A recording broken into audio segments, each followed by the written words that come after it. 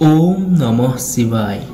ভগৱান শিৱৰ এই মন্ত্ৰ বহুত সৰল, কিন্তু যিমান সৰল দেখিলেও সিমানেই প্ৰভাৱশালী হয়। বহু মনুষ্যই ভাবে যে এই তিনি শব্দৰ মাত্ৰ ভগৱান শিৱক জপ কৰিবলৈহে ব্যৱহাৰ কৰা হয়, কিন্তু এই মন্ত্ৰ সদায় উচ্চাৰণ কৰিলে জীৱনত যি প্ৰভাৱ পৰে সেয়া বহু লোকে অনুভৱ কৰিছে। ওম নমঃ শিৱায় অৰ্থ হৈছে আমি ভগৱান শিৱক নমস্কাৰ কৰা বা প্ৰণাম কৰা। যদি আপুনি প্ৰতিদিনে এই মন্ত্ৰ উচ্চাৰণ কৰে, আপোনাৰ জীৱনত যি পৰিৱৰ্তন দেখিব সেয়া আপুনি কল্পনাই কৰিব নোৱাৰিব। কিয়নো এই মন্ত্ৰ জপ কৰিলে স্বয়ং ভগৱান শিৱ আপোনাৰ অন্তৰত সোমাই পৰে আৰু তেওঁ আপোনাৰ ওপৰত বিশেষ কৃপা ৰাখিব। যাৰ লগত ভগৱান শিৱৰ বিশেষ কৃপা থাকে তেওঁ সেই সকলো বস্তু পায় যি তেওঁ কেতিয়াও কল্পনাই কৰা নাছিল। ওম নমঃ শিৱায় প্ৰতিদিনে জপ কৰিলে আপোনাৰ লগতে আপোনাৰ পৰিয়ালৰ কাৰো অকাল মৃত্যু নহয়, কিয়নো ভগৱান শিৱ কালৰো কাল মহাকাল হয় আৰু মৃত্যু তেওঁৰ অধীন। এই কথাৰ তথ্য আপুনি এই কাহিনীটোৰ দ্বাৰা ল'ব পাৰে যে যেতিয়া মাৰ্কেন্দ্ৰ ঋষিয়ে ভগৱান শিৱৰ মহামৃত্যুঞ্জয় মন্ত্ৰ জপ কৰিছিল তেতিয়া স্বয়ং মৃত্যুৰ দেৱতা কালদেৱে তেওঁৰ প্ৰাণ লৈ যাব পৰা নাছিল আৰু তেওঁৰ অকাল মৃত্যু হোৱা নাছিল, কিয়নো মাৰ্কেন্দ্ৰ দেৱক স্বয়ং মহাদেৱে ৰক্ষা কৰি আছিল। যাৰ লগত স্বয়ং মহাদেৱ থাকে তেওঁক অকাল মৃত্যুৱে চুবই নোৱাৰে। সেইবাবে এই মন্ত্ৰটো অগ্ৰাহ্য নকৰিব। আপুনি আপোনাৰ কাম বাসনাক নিয়ন্ত্ৰণ কৰিবলৈ লয়। আজিৰ দিনত বহুত এনেকুৱা মানুহ আছে যাৰ নিজৰ কাম বাসনাৰ ওপৰত একেবাৰে নিয়ন্ত্ৰণ নাথাকে।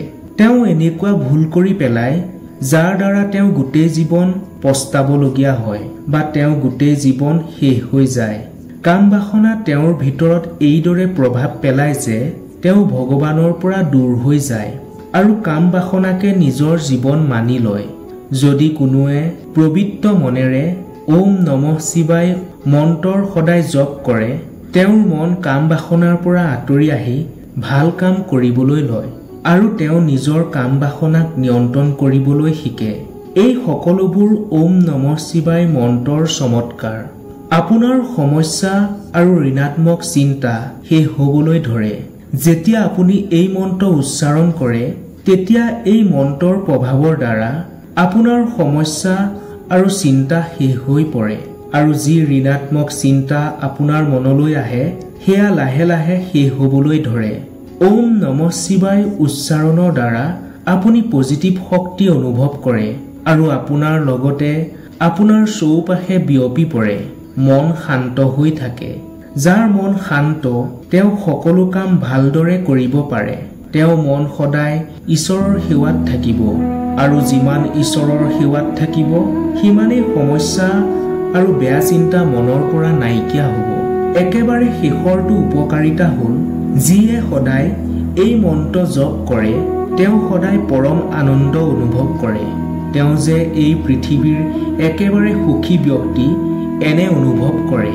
এতিয়া মূল কথাটো হৈছে এই মন্ত্ৰ জপ কেনেদৰে কৰিব লাগে আৰু কিমান বাৰ কৰিব লাগে।